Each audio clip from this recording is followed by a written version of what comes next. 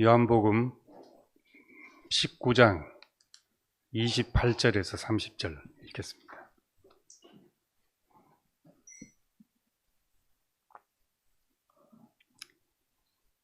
그 후에 예수께서 모든 일이 이미 이루어진 줄 아시고 성경을 응하게 하려 하사 이르시되 내가 목마르다 하시니 거기 신포도주가 가득히 담긴 그릇이 있는지라.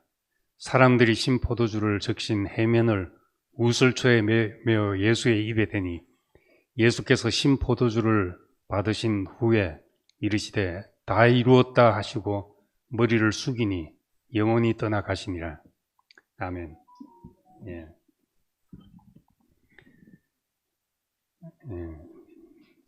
어느 시대에나 사형 제도가 있고 사형에 처하는 방식이 있습니다. 근데 요즘은 이제 할 수 있으면 이제 사형을 이제 집행 안 하려고 하고, 또 하더라도 이제 고통을 최소화하는 방향으로 이제 사형 방식을 택합니다. 그런데 십자가는 반대로 처형하는 사람의 고통을 이제 극대화시키기 위한 방법입니다. 그냥 죽이는 것이 아니라 이제 매달라서 그냥 거기서 이제 정말 한계가 닿을 때까지 매달아서 죽이는 것이니까, 그렇게 이제 잔인한 처형법인데, 그 처형법 중에서도 이제 한 가지 자비를 베푸는 것이 신포도주를 먹게 하는 것입니다. 갈증을 해소하기 위해서 보통 병사들이 가지고 다니면서 이제 갈증을 해소하기 위해서 이제 포도 식초 같은 것이죠. 신포도주를 먹게 하면은 이제 갈증이 해소된다고 합니다. 목마르다 예수님께서 그렇게 말씀하시고, 이제 신포도주를 적신 그 해면을 스폰지에 신포도주를 적셔서 우슬초에 매달아서 예수님의 입에 갖다 대었다고 합니다. 물론 이것은 이제 이렇게 예수님에게 마지막 자비를 베푸셨다 하는 얘기처럼 되어 있지만은, 사형 집행은 그런 것이지만은 그런 의미로 여기 쓴 것은 아닙니다. 또 성경에 있는 말씀을 응하게 하셨다, 이제 목마르다 하는 그 가람을 시편에서 많이 표현하고 있는데, 그것을 응하게 하셨다는 것도 있지만은 여기 우슬초에 메어 예수의 입에 대었다. 이 포도주는 이제 예수님 마지막 만찬에서도 그렇게 말씀하셨지만은, 이것은 너희를 위하여 흘리는 나의 피다, 이렇게 말씀하신 것처럼 예수님의 피를 상징하고 그 피를 적신 그것을 우슬초에 매달아서 이렇게 예수님 입에 댔다, 이제 이런 모습을 묘사할 때 우리는 그냥 그렇게 했는가 생각하지만, 유대인들은 거의 대부분 사람들에게 유월절이 떠올랐을 것입니다. 유월절날 어린 양을 잡아서 양고기를 먹고 그 피를 우슬초에 찍어서 문에 그 피를 바른다고 했습니다. 죽음을 표방하는 것이죠. 이 일을 유대인들은 이제 1000년 넘도록 해왔습니다. 이 우슬초는 유월절 어린 양의 피를 문에 바르는데 사용했던 것입니다. 그래서 우슬초로 나를 정결케 하소서 할 때는 그런 유대인의 그 의식이 밑바탕에 그려져 있습니다. 예수께서 유월절 어린 양이심을 보여주는 말씀입니다. 우리는 예수님이 유월절 어린 양이다 해도 그런갑다 생각하고 별 감동이 없을 수 있습니다. 근데 이 의식을 1000년 넘도록 해온 유대인들에게 왜 이걸 하냐, 의미도 이유도 모르고 성경에 하라고 했으니까 하는 것밖에 몰랐던 유대인들에게 그 모습이 예수와 겹쳐졌을 때 바로 유월절이 이 사람이었구나. 이렇게 알게 된 것입니다. 그래서 신약 성경에 예수님을 유월절 어린 양이라고 묘사하는 것은 이건 이제 천년의 발견일 수도 있는 거죠. 천년 동안 의미를 모르고 행했던 그 의식에 예수께서 바로 이 사람이 유월절의 실상이었구나. 바로 이거였구나. 이렇게 알아질 때 그때 그 깨달음의 기쁨이나 이런 것은 말할 수 없는 것이 됩니다. 저도 이제 성경을 이래 옛날부터 봐왔지만은 지금 생각하면 의미를 모르고 그냥 문자 그대로 내 속에 저장해 뒀던 것들이 많습니다. 근데 이제 말씀이 들리면서 그것의 참 의미가 이런 것이었구나. 이제 실상이 이런 것이었구나. 이제 그렇게 알 때 제 경우에는 그것이 가장 큰 기쁨이었습니다. 유대인들에게도 그런 것이죠. 이 감동, 유월절 어린 양, 이것은 유대교에서 가장 중요한 것임에도 불구하고 그냥 애꿎은 양만 계속 잡아들였던 겁니다. 근데 하나님이 원하셨던 것이 바로 이 사람이었구나 이렇게 알게 됐을 때 이 깨달은 사람은 그리스도 안으로 오지 않을 수가 없었던 것입니다. 세례 요한은 이제 일찍 이것을 봤죠. 일찍 보고 보라 세상 죄를 지고 가는 어린 양이다. 이제 그렇게 말씀했던 겁니다. 세상 죄를 지고 가는 어린 양. 그렇게 말했지만 다른 사람은 몰랐는데 이 십자가에 매달려서 이제 이런 그림이 그려졌던 겁니다. 목마르다 하니까 스폰지에 포도주를 적셔서 우슬초에 매달아 이렇게 입에 갖다 대서 바르는 것처럼 했는데 마치 이것이 가장 연상이 되는 것은 우슬초에 피를 적셔서 문설주와 문인방에 바르는 그 모습이 떠올랐고 그때 이분이 바로 유월절 어린 양이셨구나 이렇게 알게 되는 겁니다. 요한복음은 예수의 삶과 죽음 또 부활을 공간복음서와 다른 눈으로 보고 있습니다. 마태 마가복음에서는 예수님의 마지막 죽음을 나의 하나님 어찌하여 나를 버리십니까? 마지막 외침을 이 말씀으로 이해하고 기록했습니다. 그래서 예수님조차도 받아들이기 힘든 죽음, 이해할 수 없는 죽음이라는 의미입니다. 우리도 실제로 우리는 죽을 때까지 내 삶과 죽음의 의미를 우리 자신은 다 모를 수 있습니다.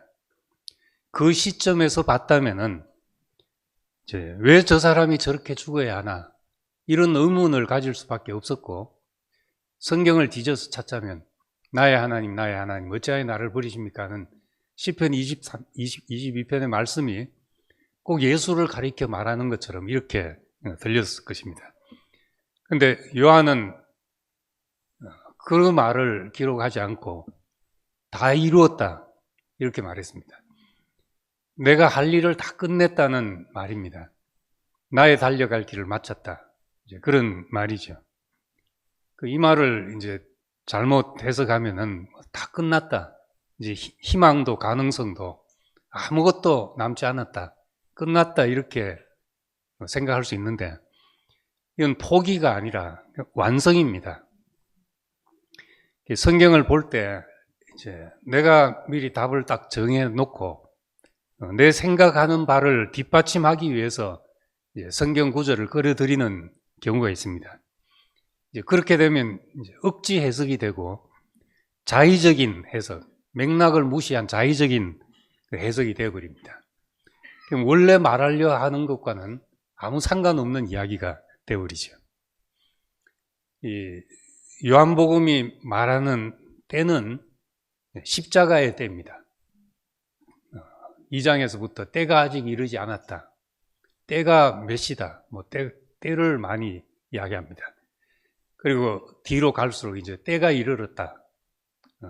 때가 이르렀다. 이렇게 말씀했습니다. 그 때는 예수께서 영광을 받으실 때인데 실상은 죽음의 때죠. 죽음이 인자가 영광을 받을 때이고 창세전에 가졌던 아버지의 영광으로 아들을 영화롭게 하는 그런 때입니다. 그래서 십자가에 가기 전 예수님의 마지막 기도가 마태복음이나 누가복음처럼 고뇌에 찬 기도가 아니라 아들로 아버지를 영화롭게 할 그런 때가 됐습니다. 이렇게 기도했던 겁니다. 마찬가지로 요한은 예수의 죽음을 보고 거기서 절망과 한계의 외침을 보지 않고 하나님의 구속사역의 성취로 보았습니다. 이 같은 죽음을 놓고 죽었구나 끝났구나 하지 않고 다 이루었다. 하나님의 뜻이 성취됐다. 이런 시각이 우리에게 열려져 있다는 것은 큰 축복입니다. 지금 겉으로 보면은 가장 절망적인 시간입니다. 십자가 아래 가슴이 무너져 내리는 어머니가 있고 실망한 제자들이 실망하고 흩어진 제자들이 있고 또 무지한 군중들, 무자비한 로마 병정들 이 속에서 된 것이 뭐 있냐 생각해 보면 된 것이 아무것도 없습니다. 근데 이런 상황을 다 이루었다고 보시는 이 눈을 우리에게 열어주려고 한다는 것입니다. 스포츠 경기 볼 때 생방송 보는 거하고 녹화방송 보는 거하고 다르죠. 생방송 보는 건 결과가 어떻게 될지 모르니까 손에 땀을 쥐고 콩닥콩닥 하면서 보는데 이제 녹화방송은 결과를 알고 보잖아요. 뭐 페널티킥을 실축을 하든 어쨌든 느긋한 마음으로 보게 됩니다. 결과를 알기 때문에. 지금 요한복음은 어찌 보면 이제 녹화 방송을 보는 것과 같은 것이죠. 결과를 알고 보는 것입니다. 아버지께서 영광스럽게 된 것을 아는 시점에서 예수의 죽음을 묘사하고 있습니다. 예수의 죽으심이 하나님의 구속의 완성임을 알고 기록한 것입니다. 죽음이라는 것은 누구에게나 슬픈 일이죠. 죽기를 무서워함으로 일생에 매여 종로로 다는 사람들이다 했는데 누구에게나 무섭고 슬픈 일입니다. 나는 뭐 죽는 것이 무섭지 않다든지 또 살려고 나는 그럴 마음이 없다든지 해도 그 자리에 가면 그 사람이라는 게 이 육신의 그 한계를 피할 수가 없죠. 누구에게나 그런 것이고 한 번 죽는 것은 사람에게 정해진 것이다. 그렇게 이제 말하고 있습니다. 그렇다고 해서 우리가 안 죽고 천년 만년 산다면 그게 과연 좋은 것인가? 천년 만년 산다면 정말 급할 게 아무것도 없죠. 나무늘보처럼 살아도 아무도 뭐라 할 사람이 없습니다. 왜 아침에 빨리 안 일어나냐 할 사람도 없습니다. 그런데 우리의 시간이 정해져 있고 죽음 앞에 있다는 것이 우리를 정결케 하는 축복이죠. 죽음 앞에서 사람이 이제 정결케 됩니다. 거기서 열매가 무엇인지 계수하게 되죠. 죽음 앞에서. 그래서 죽음은 성경적인 죽음, 그것은 사람에게 두신 하나님의 목적과 계획을 완성케 하는 것입니다. 그래서 우리는 예수의 죽음을 보고 우리 죽음이 완성이고 축복이라고 알게 되는 것입니다. 28절에 보면은 예수께서 이 모든 일이 이루어진 줄 아시고 그랬습니다. 무엇이 이루어졌다는 말인가 한 것이죠. 이 모든 일이 이루어진 걸 아셨다고 했는데 그 이루어진 것은 죽기로 작정된 예수의 운명이 실행된 것밖에 없잖아요. 달리 무엇이 된 것이 아무것도 없습니다. 세상 죄를 지고 가는 유월절 어린 양의 구속이 다 이루어졌고 하나님의 모든 약속이 이루어졌다. 우리는 이것밖에 볼 것이 없습니다. 누가복음 2장에서 그 시몬이라는 사람이 어린 예수를 보고 예언을 하면서 섬찟한 예언을 하죠. 이 사람은 이 세상에 비방을 받기로 예정된 사람 같다. 비난을 짊어지기로 예정된 사람 같다. 그리고 그 어머니 당신에게는 칼이 네 가슴을 이제 파고들 것이다. 이런 말을 했으니까 정말 이게 예정돼 있는 사람 같으면은 이 사람보다 세상에 팔자가 사나운 사람이 있겠습니까? 손금을 보고 또 관상을 보고 이 사람 운명은 어떻다 저떻다. 그래서 이제 다들 궁금해하고 점보러 다니는 사람들도 꽤 많다고 그러더라고요. 그 점집이 왜 이래 많은가 했는데 잘 되니까 많죠. 장사님. 그리고 사업가들, 정치가들은 1년에 한 번씩은 그런 어떤 명점쟁이를 찾아가서 보고 올해는 몸을 사리십시오. 올해는 때가 됐습니다 하는 이야기를 듣는다더라고요. 근데 예수님은 점쟁이 같은 분이 어릴 때 나와서 그렇게 말했으니까 이 세상의 모든 비난을 짊어진 사람 같습니다. 칼이 어머니의 가슴을 파고들 것입니다. 이보다 더 이제 비참한 말이 어디 있겠습니까? 근데 이 운명을 가지고 누구도 원치 않는 이 운명을 가지고 하나님은 어린 양의 구속을 이루셨고 하나님이 약속한 성경 안에 있는 모든 약속이 이 사람으로 성취됐다 이렇게 말할 수 있게 된 것입니다. 하나님이 세상을 이처럼 사랑하사 독생자를 주셨다.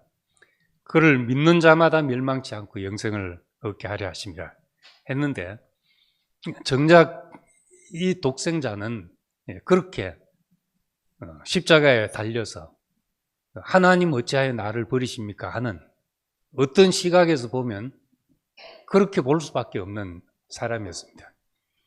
그런데 우리가 이 사람에 대한 하나님의 경륜을 알고 보니까 이것이 하나님의 성취였구나 이렇게 알게 된 거죠.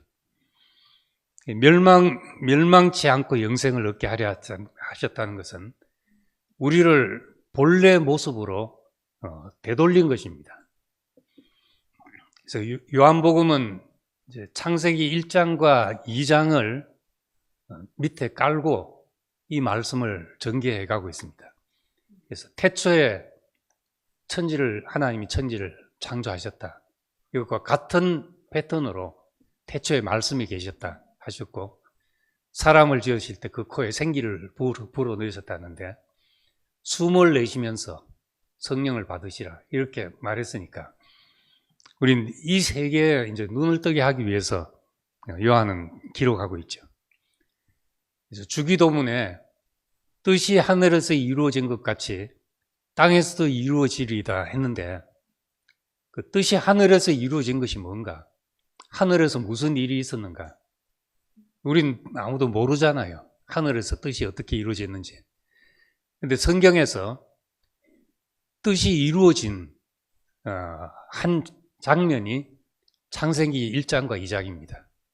천지 만물을 지으시고 하나님이 지으신 모든 것을 보시니 보시기에 심히 좋았더라. 1장 마지막에 그렇게 말씀하시고 2장 1절에 천지와 만물이 다 이루어지니라. 다 이루었다는 말씀이 여기도 한번 기록이 되어 있습니다. 하나님이 그 창조하시며 만드신 모든 일을 마치시고 그날에 안식하셨다. 그렇게 말씀하니까 이 뜻이 이루어진 그 한 세계가 창세기 1장, 2장 안에 있죠. 그러니까 이 세계가 땅에서도 이루어지리이다. 이젠 우리는 그 세계는 감추어진 세계가 되어서 하늘이라고 말할 수밖에 없는 세계가 됐는데 이젠 예수님이 그것이 땅에서 이루어지는 것이 예수님의 그 소원이고 그렇게 기도하라 하셨습니다. 근데 이루어지기를 갈망했던 그것이 이제 십자가에서 다 이루신 것이죠. 첫 창조가 다 창세기 1장과 2장에서 다 이루어졌다면은 새 창조가 예수의 죽음 안에서 다 이루어졌습니다. 이 새 창조, 이건 사람이 새롭게 되는 것이잖아요.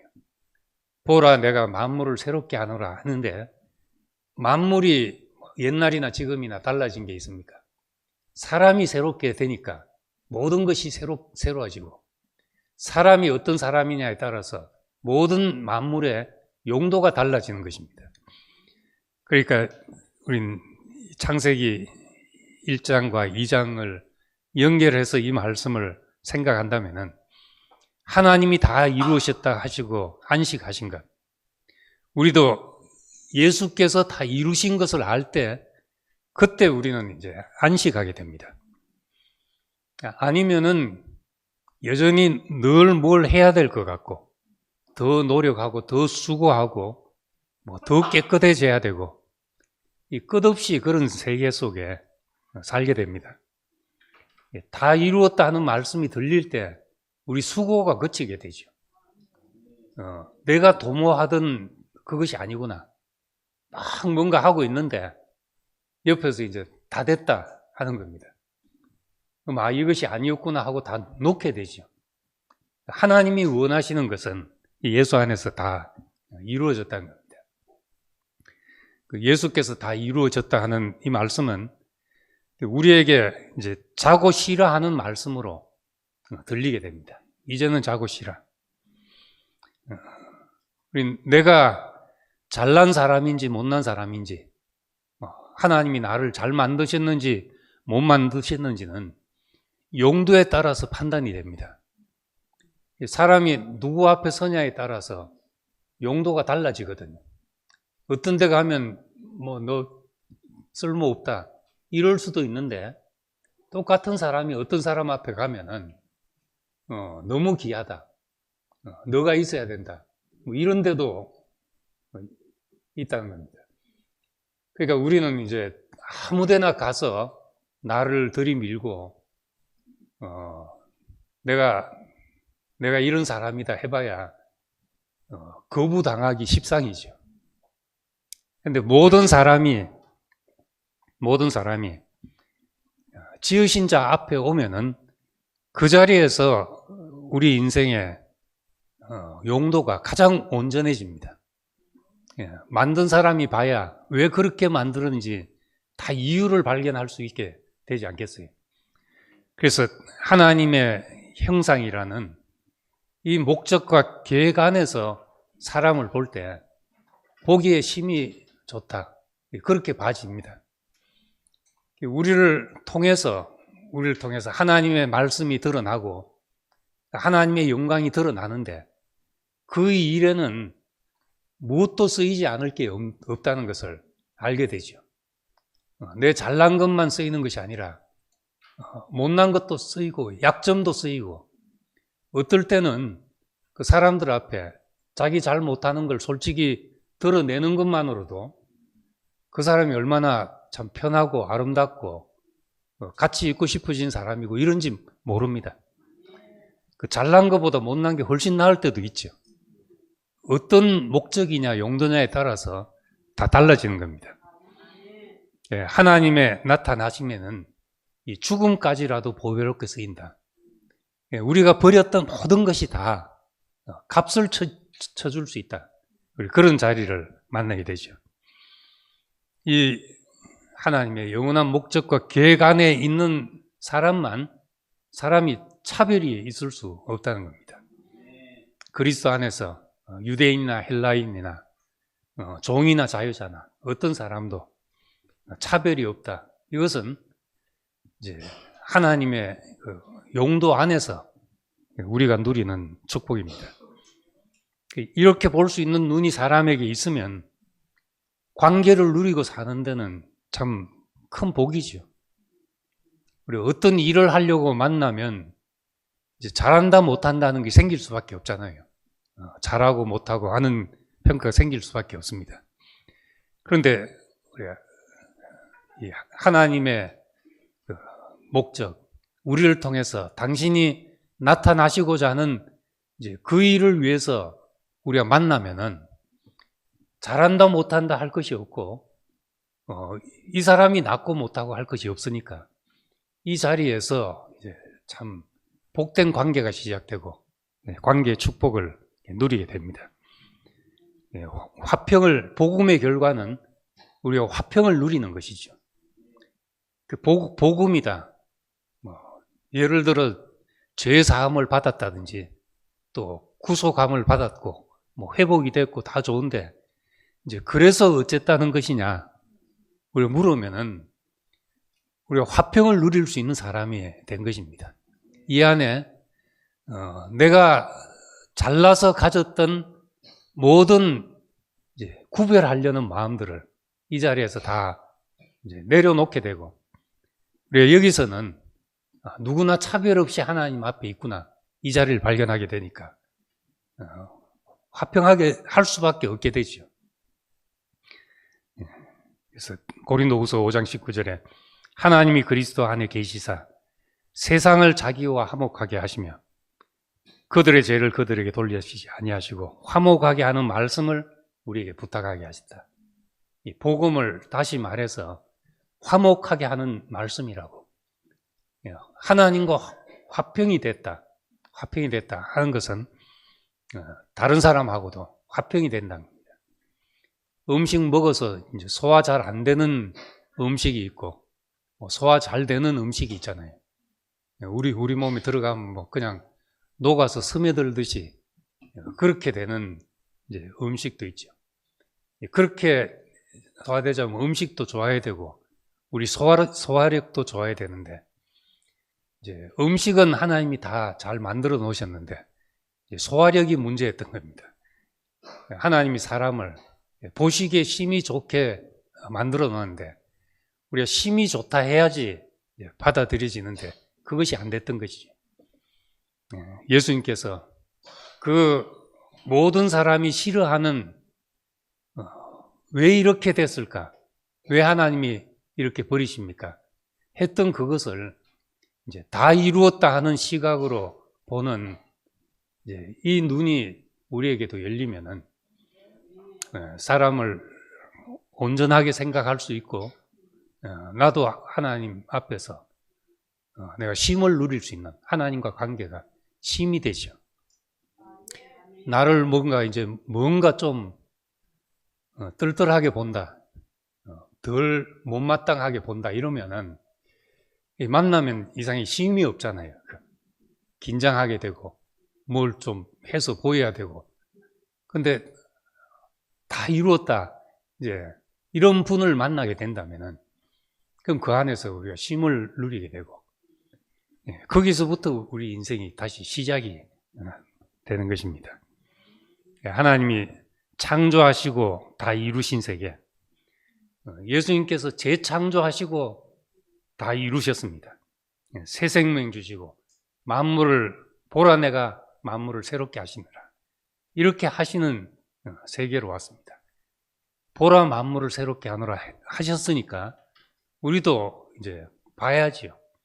새롭게 된 것을 봐야 되고 우리 눈이 새로워져서 새롭게 된 것을 보는 겁니다. 맨 나중에 멸망받을 원수가 죽음이라고 했습니다. 고린도전서 15장에. 근데 그 멸망받을 원수인 죽음을 가지고 다 이루시고 사망을 이기는 이제 부활 생명을 우리에게 이제 분배하셨으니까 이토록 완전한 사역이 있겠습니까?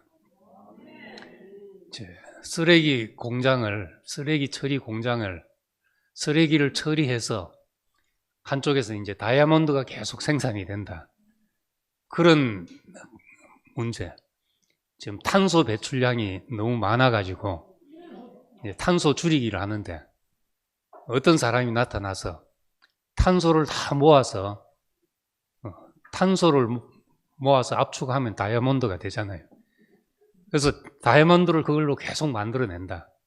이러면 세상을 정결케 하고 값지게 만들고 이제 이런 사람이 나오면은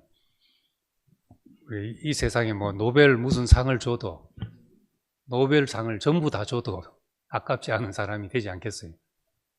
이제 2000년 전에 이 사람이 한번 나왔던 것이죠. 모든 사람들이 버리는 것을 가져다가, 죽음을 가져다가 하나님의 뜻을 다 이루는 이 사람. 우리가 이 사람을 따라가고 이 예수 안에 있다고 한다면은 우리가 육신적으로 다 끝났다고 할 그때 다 이루는 때가 될 것이고, 사람들이 싫어버리는 그것을 가지고 하나님의 찬송이 되게 바꿀 수 있는 사람이 될 것입니다. 이게 우리의 소망이잖아요. 예수 인류의 소망, 그런 노래가 있듯이 정말 예수에게서 무슨 소망을 가지고 우리가 그를 소망이라고 하는지 사람마다 다 다를 수 있지만은 우리는 이 사람 안에서 죽음을 가지고 다 이루신 분이고, 사망을 부활 생명으로 바꾸신 분이고, 건축자들이 다 버린 것, 사람들 누가 봐도 다 버리고 싶은 그것을 가지고 하나님의 찬송이 되게 했다. 우리는 이 축복을 보게 됩니다. 이제 눈이 열린다는 것은 이 눈이 열린 것이고, 이제 빛이 비쳐서 우리가 보게 된다는 것은 이제 이 사람을 보게 되는 겁니다. 우리 다 이루었다 하시는 분, 이 눈이 우리에게 있고 이 인격이 우리에게 있어서 내가 사람을 볼 때나 하나님이 하시는 일을 볼 때 우리가 부족함이 없는 그 안식에서 우리의 하루하루가 시작되기를 소망합니다. 기도하겠습니다.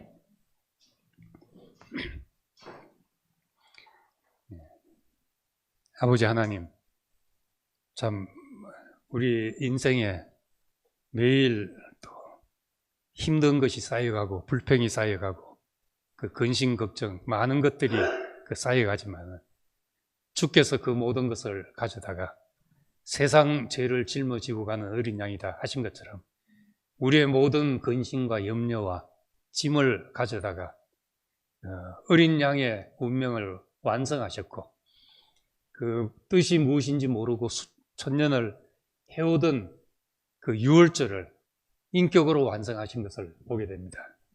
우리도 그 한 인격이 우리에게 보여져서 우리도 죽음으로 하나님의 일을 완성하는 사람이 되게 하시고 사망을 삼켜서 생명을 내놓는 사람이 되기를 원합니다.